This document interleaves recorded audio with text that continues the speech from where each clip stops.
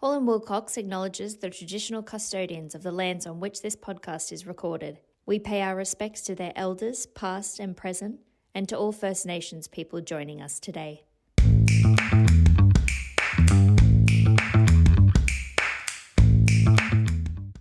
Welcome everyone to the final episode of our Empowered Women series, Women, Wealth and Legacy, tying it all together today. I'm joined by Lizzie Goldfinch, partner in the family office team at Mutual Trust. Mutual Trust is Australia's leading multi-family office. Lizzie is recognised for her ability to work successfully across generations to address the opportunities and challenges of wealth. Lizzie is really passionate about ensuring all family members have the tools to realise their full potential. Welcome, Lizzie. Thank you, Juliet. It's such a pleasure to be here with you. I know over the last 3 episodes, you've really covered so many areas that are relevant for women and families to help take control of their financial futures. Estate planning, asset protection, family law, binding financial agreements. These are all such essential technical elements to protect, to grow, and pass on wealth. And I'm really excited for our discussion today to explore how these important technical and legal elements can really come together to work together to support what it is that women and their families are ultimately trying to achieve, to ensure that they have a really clear purpose, an intentional plan, and that all the parts of the plan that you've covered already are working together. So thank you for having me, and I'm really excited. Thanks, Lizzie. So just in summary at the start, why is having a purpose so important for women and families? The reason why this is so important in Australia and globally right now, particularly for women, is that shifts that are happening in our society, such as increasing lifespan and the growing independence that women have, mean that women are earning, building, and inheriting more. So now more than ever, women are what I say, the money matriarchs, but often they don't have the skills to nurture the money that they have or that they will have in the near future. You and Emma touched on in episode 1 about this sort of great wealth transfer that's going to occur. Much of this transfer of wealth that we will see over the next 10 years will not have the impact that it was intended to have because there hasn't been a clear purpose or there is an alignment from beneficiaries about that purpose. And thirdly, that beneficiaries, be they women or spouses or children or whoever it is, may not have the skills and the character to be the best that they could be to really manage this wealth that's coming. So these issues, in terms of this great wealth transfer and what we're going to see, they're not actually technical issues. It wasn't because I did the wrong thing or I put it all on Bitcoin, but they're actually human and family issues that are going to mean that this is not going to have the impact that it could have. So, Lizzie, do you find that many people are actually scared about what could go wrong with their planning? Perhaps facing the dilemma of trying to express what they don't want to see unfold, such as not handing on a burden to the next generation, or perhaps even not wanting to spoil their children by handing on wealth that the children haven't actually generated themselves. That's a really common sort of question and issue that we explore with clients. Our approach instead is to ask, well, what could go right? What do you want to see in the future? How could money enhance your life, your family's life, and that of the community? I think what's really important here, particularly for women, is having these conversations now, irrespective of your financial resources, and sharing this with your partner and family. It can really be life changing. I think about Sarah, we'll call her, was a widow that came to us, and they'd been married for a very long time, 35 years odd, and children, and she was distraught at the loss of her husband and just overwhelmed with where to start with her finances. They were a wealthy family, but she actually didn't have access to money after he passed. She'd never had her own bank account. Her husband had the primary credit card in his name, so that actually got cancelled. And she wasn't a trustee of the trust, so she couldn't access the money there. And so she reflects now, my husband took care of everything. I never had to think about it. And she realized just how vulnerable that had left her. And she tells me that she tells all her girlfriends now and anyone who will listen that, your partner might be doing you a service by managing the finances, but they're also doing you a disservice if you're not involved. She says you need to learn and ask questions and understand, because one day you might have to take the reins. And trust me, I wish I'd been ready. But this doesn't have to be the way. We have another client we'll call Margaret, and Margaret's her husband passed away suddenly.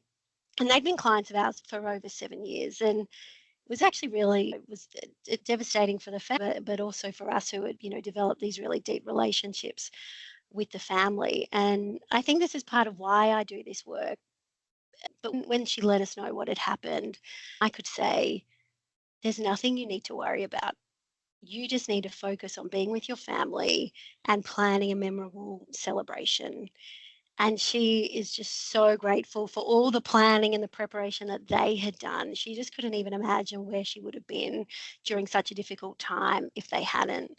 So when I think about these two examples, I think for both of these women, the impact on their well-being during a life-changing time was so different. One had a plan, the other did not. One was really clear on the purpose, which she said helped her through the grief at the time, whereas the other one, it took me many years and months to even just feel confident on the day-to-day to then even think about what she wanted for her family or for her planning too. So I think the message really from these examples is that the time to start thinking about your purpose is now, and the time to start planning is now. Thanks, Lizzie. That's just such fantastic advice for any person out there, but particularly for women who quite often are unable to source the correct advice for themselves. But we often hear about purpose in our lives today, and sometimes there's real difficulty in defining actually what a purpose is. Can you enlighten us at all as to how you go about that process? I agree. It is such a big question, and I feel like it is a word that's used a lot now. And I think, particularly again, for women in the throes of busy lives, founding businesses, working, juggling friends and raising children, or aging parents, looking after your own health. We could add in all the things we're meant to do, like meditate and sleep and journal and ice bath to that. But it's no wonder that many of us haven't thought about this, or they might not know how to go about it. And I think, again, now is that opportunity to grab a cuppa or a comfy seat and really think about, and there's some simple questions. What is really important to you? What does success look like for you, your family, and the community? What really brings you joy? Because the origins of the word wealth actually derive from well-being. Key part of this is, how can money enhance our lives and those around us? I think particularly women love exploring this because it gives money meaning. It's actually, money's not the end goal, and it's not about, what the number is on the balance sheet, but it's actually, how can this money enhance our lives, that of our family, and importantly, that of the community? So at Mutual Trust, in our over 100 years of experience working with families, and based on research undertaken with the University of Adelaide, we have found that there's sort of 5 facets of wealth that are really common across families that we work with that are important to them. So this includes learning, engagement, and fulfillment. So that's more an individual focus. The family unity and harmony, it's really important. Entrepreneurship, financial prosperity, and the fifth being community impact. And these are different for every family. Some of those facets might be really big and others might be really small, but that could be just a helpful framework for people listening to have a think about, across each of these areas, what is really important to me and to my family as we think about the future. That's really good advice, Lizzie. Look, I know that a lot of women will really resonate with what I really characterise as a deeply personal, humanistic approach. Do you agree with this? I think, yeah, in my experience, I've absolutely seen that. And I think it gets to the essence of women's roles traditionally, again, and in society, is they seem to be the glue of the family. We really value collaboration and connecting and, supporting and helping those around us. So, in able to think, what can money help us to do? And therefore, it's not something to be ashamed of or to hide from. It's actually this great tool that can help us have the impact that we want to have and to help others. So can you give us some practical examples from the many discussions that you have with women when they're talking about these issues? What are you typically hearing from them? I think there's a few across those sort of areas. We often hear, I want to help fund the education of my children or grandchildren. I'd love to help them get a foot into the property market. Maybe that's a co contribution. If if someone in the family has a business idea, I want to be able to support them to explore that. A lot of women are saying, I want to invest in female founders. We know they receive such little of the funding in this country. I want to be able to help them. I want to give to causes that support and empower women. Maybe it's in the sort of family violence, the realm. Mostly, I think a really common one is I want everyone to be able to come together for lunch at Christmas so that this relationships of the family are really important. And for some of the families we work with, family unity and harmony, one of those five facets, that's front and center for them. They're like, if we don't have this, we don't want the money because we don't want that to come in the way of our relationships. And what I see through those examples that I just provided, I think women often want to give with a warm hand, which means they want to give while they live to their children and to others. They don't want to be the richest in the cemetery. And this can be the difference between leaving money when you're gone versus funding your granddaughter's social enterprise that you can help mentor her through. So I think it's really about, and this also dovetails into that societal shift that we have. We have so many generations alive at once. It's no longer this sort of passing of the baton. And so being able to look forward generations or 100 years, that's the kind of thinking we think. Short term is 25, medium term is 50, and long term is 100 years. What is the impact that we could have over time? And I think Mm. when women and families take the time to really deeply consider these aspects and incorporate them into their legacy planning, this can look like a detailed family plan linked to these five facets, family constitutions, guiding principles in the letter of wishes, and intergenerational education that really commences early.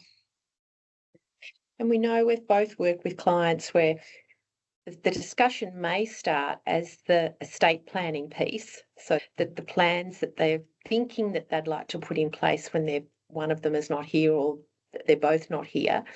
But we're finding more commonly now, we're also having the discussion around how to manage their wealth or their business or their assets during lifetime. And that's where that family constitution, the family agreement, getting the family to sit down together and really work out what's important to them collectively can be really important. So, bringing all of this together with a really defined understanding of what's important and the values of the family, how do women and families then achieve that purpose that we've been talking about and ensure that all the various aspects they need are working together? All of these purposes have direct implications on how the technical aspects are structured. We have a bit of a saying that structure follows strategy.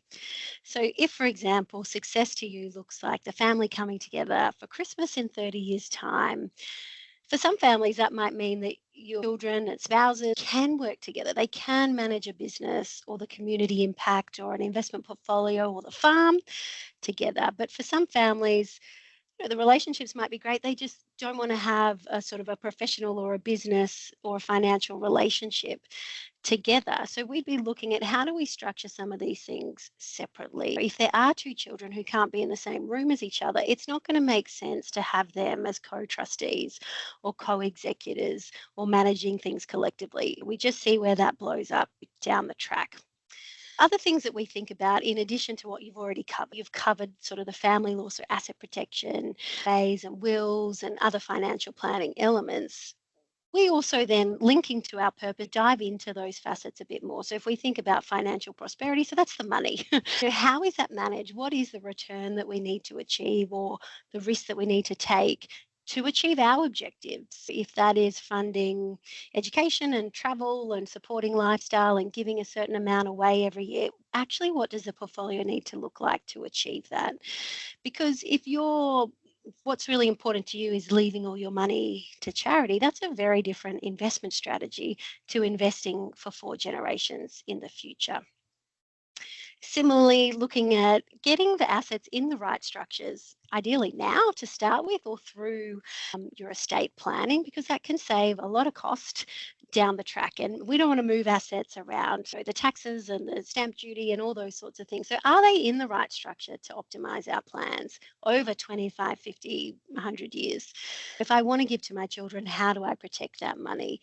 And do I understand who those appointer and trustee roles are of trust, and not only who they are now, but who that might be when I'm not here, which is the work, Juliet, that your team work through.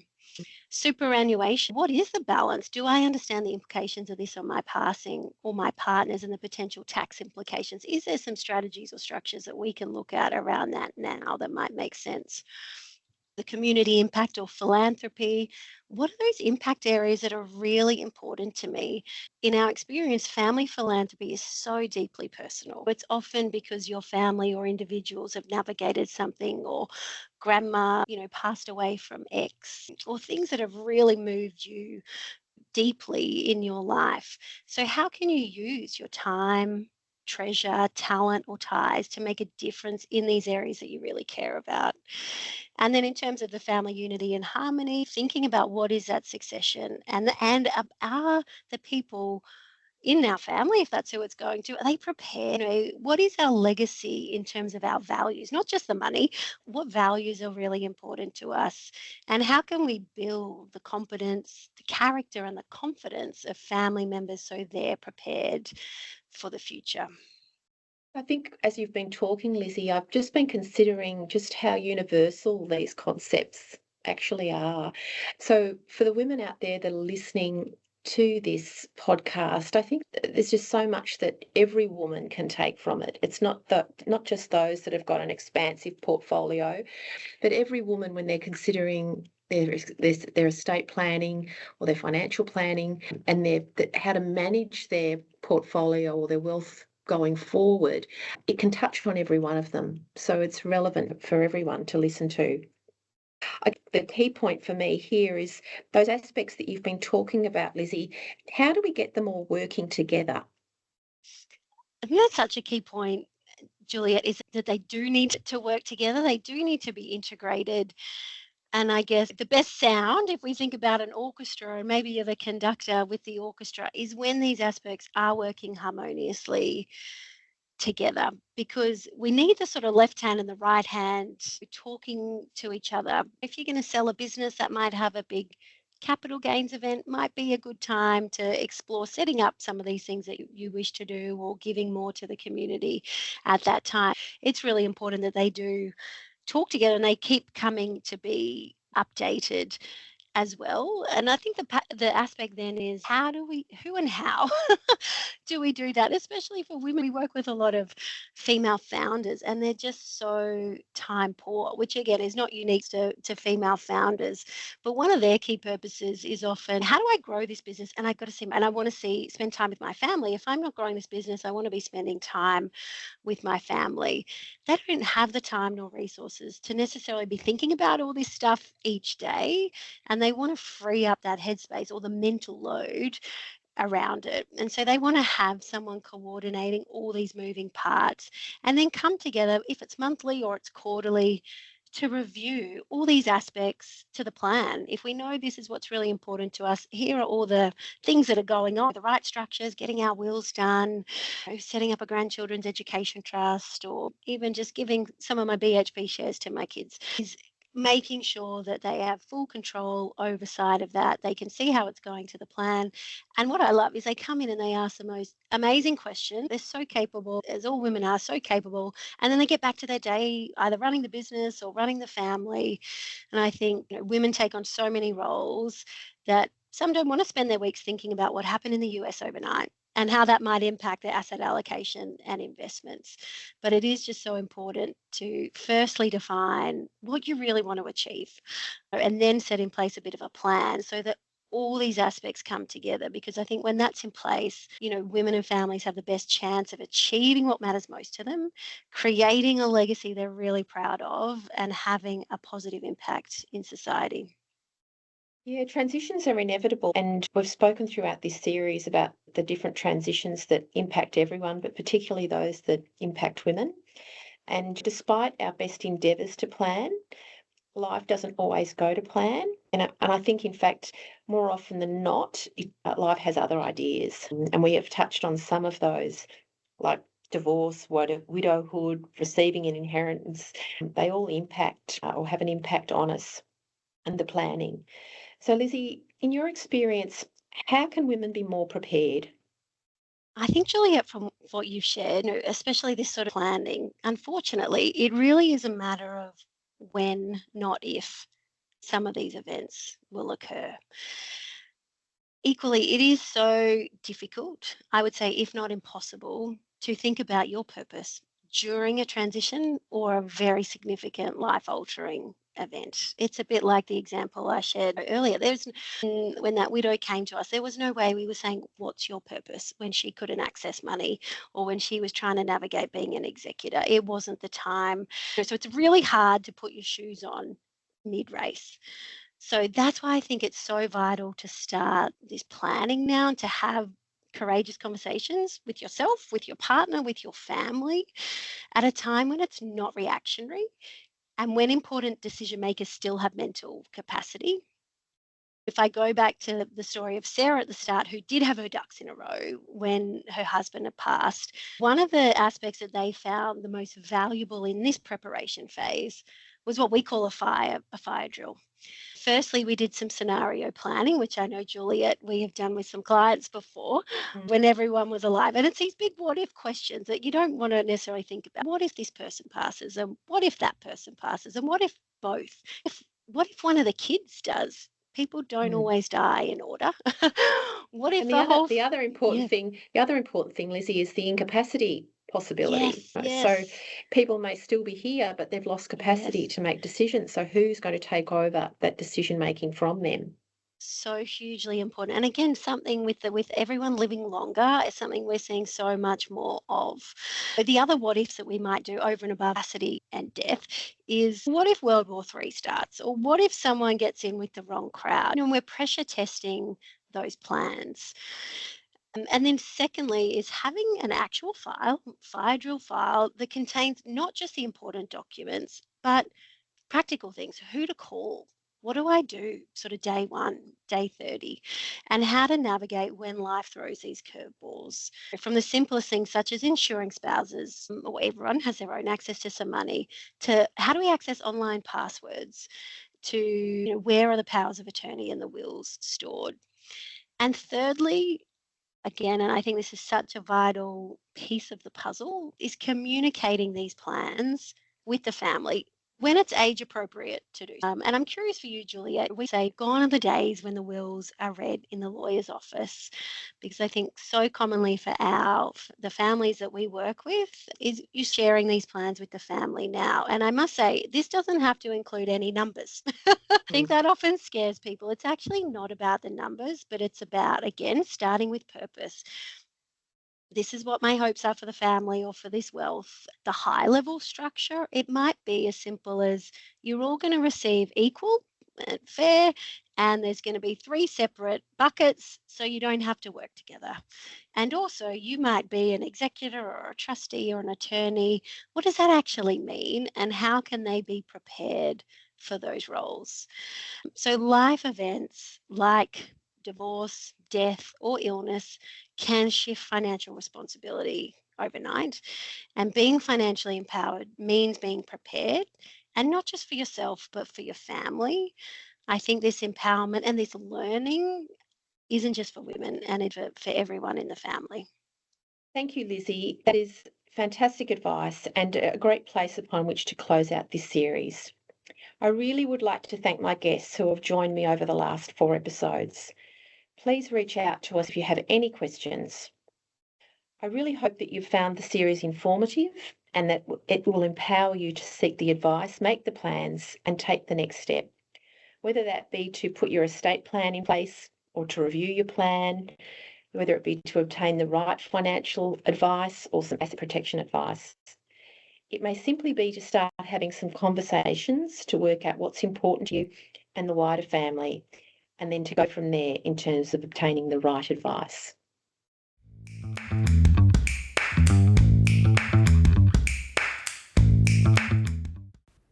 This podcast is not legal advice and should not be relied upon as such. You should always obtain legal advice about your specific circumstances.